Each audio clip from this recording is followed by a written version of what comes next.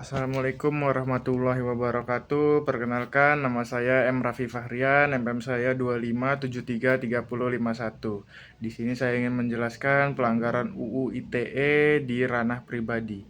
Lanjut ke video berikut. Cus. Halo teman-teman, di era digital seperti sekarang, hampir semua aktivitas kita terhubung dengan internet, mulai dari chatting, mengunggah foto, hingga membagikan informasi pribadi orang lain. Namun, tanpa kita sadari, satu klik kecil bisa menimbulkan masalah besar. Video ini akan membahas tentang pelanggaran Undang-Undang Informasi dan Transaksi Elektronik, khususnya yang berkaitan dengan privasi. Yuk, kita pahami bersama agar lebih bijak menggunakan media digital. Awal masalah, suatu malam, seorang pria sedang asyik memainkan ponselnya. Ia menerima sebuah pesan berisi konten pribadi milik orang lain. Awalnya, ia hanya melihat dan membaca. Namun tanpa berpikir panjang, rasa penasaran dan emosi mulai menguasai dirinya. Disinilah awal mula sebuah masalah besar dimulai. Aksi mengirim. Tanpa meminta izin dari pemilik konten, pria tersebut menekan tombol kirim. Satu klik itu terlihat sepele. Namun sesungguhnya, tindakan tersebut adalah bentuk penyebaran konten pribadi tanpa hak. Banyak orang tidak sadar bahwa tindakan ini bisa melanggar hukum meskipun dilakukan lewat ponsel pribadi. Di dalam pikirannya, berbagai pembenaran muncul. Ia berkata pada dirinya sendiri, "Ini hanya sekali, tidak akan ketahuan." Semua orang juga sering melakukannya. Ia lupa satu hal penting, konten itu bukan miliknya. Ia tidak memiliki hak untuk menyimpan, menyebarkan, apalagi membagikannya kepada orang lain. Namun, ketika emosi menguasai pikiran, akal sehat seringkali dikesampingkan.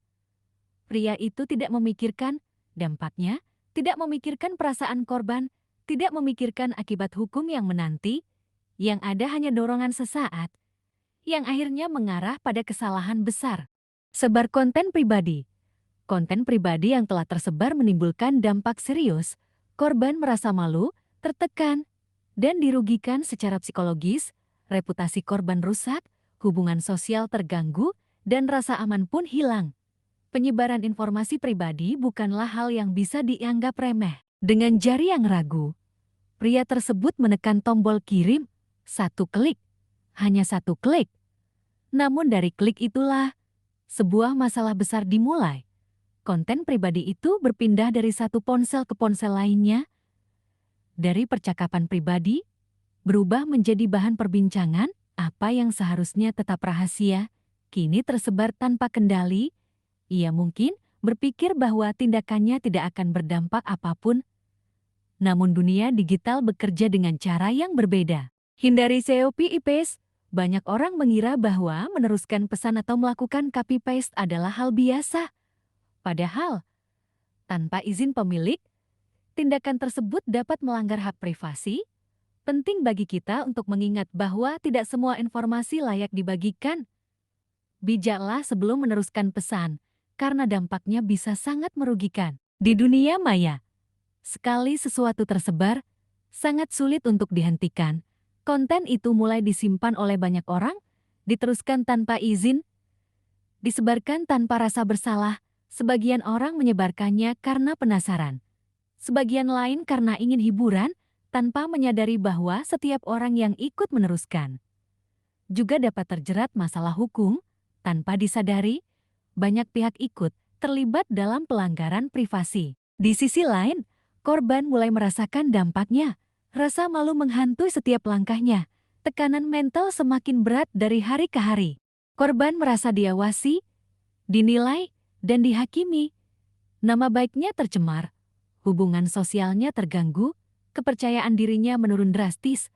Korban merasa kehilangan rasa aman, merasa takut untuk berinteraksi, merasa terpojok oleh dunia digital yang seharusnya memberi kemudahan.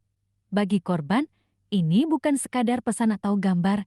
Ini adalah luka psikologis yang mendalam dan sulit untuk dilupakan. Konsekuensi instan. Ketika korban melapor, masalah ini tidak berhenti di media sosial saja. Aparat penegak hukum mulai melakukan penyelidikan. Pelaku akhirnya harus berhadapan dengan hukum. tangisan dan penyesalan pun muncul, namun semuanya sudah terlambat.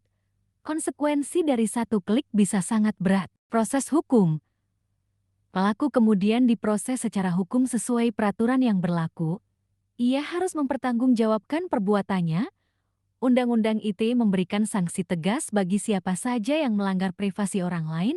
Penyesalan datang, tetapi hukum tetap berjalan. Proses hukum. Aparat penegak hukum menangani kasus ini dengan serius. Proses hukum dilakukan untuk memberikan keadilan bagi korban. Hal ini menjadi pengingat bahwa dunia digital tetap berada dalam pengawasan hukum.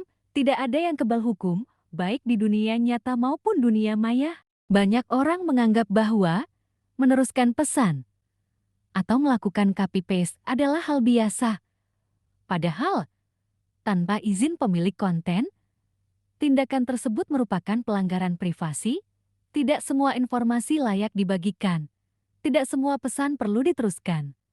Bijaklah sebelum membagikan sesuatu, karena satu tindakan kecil bisa membawa dampak besar. Dari kisah ini, kita belajar bahwa kebebasan digital harus diimbangi dengan tanggung jawab, menghormati privasi orang lain, bukan pilihan, melainkan kewajiban.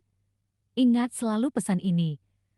Pikir sebelum klik, pikir sebelum membagikan, pikir sebelum meneruskan pesan. Karena satu klik yang salah bisa berujung pada masalah hukum sesuai dengan Undang-Undang ITE Pasal 27 Ayat 1. Gunakan media digital dengan bijak, hormati privasi sesama, agar dunia digital menjadi ruang yang aman bagi semua. Ingat, tidak semua yang bisa dibagikan, boleh dibagikan. Satu klik bisa melukai, merugikan, dan berakibat hukum. Bijak bermedia sosial adalah bentuk tanggung jawab bersama. Hormati privasi, jaga etika, dan gunakan internet secara cerdas.